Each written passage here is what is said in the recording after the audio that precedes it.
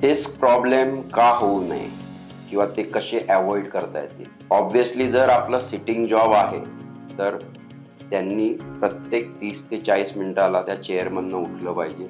चालून फिरून 1 मिनिटं तरी त्यांनी उठलं पाहिजे. सिंपल स्ट्रेचिंग करू शकतात ते आणि परत येऊन बसणं.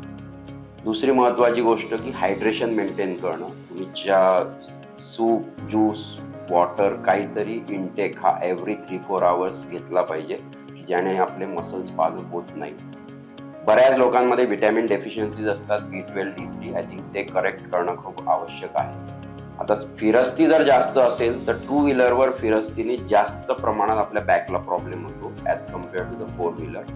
आणि फोर व्हीलरमध्ये बऱ्याचदा आपण जेव्हा बसतो तेव्हा आपण पोझिशन बदलवू शकतो, पण टू व्हीलरमध्ये आपण एकाच पोझिशनमध्ये कॉन्स्टंटली ट्रॅव्हल करतो, ज्याच्यामुळे आपलं जास्त मणक्यांचं डॅमेज व्हायची शक्यता असते. सो टू व्हीलरचे प्रवास हे लांबचे प्रवास तरी अवॉइड केले पाहिजे.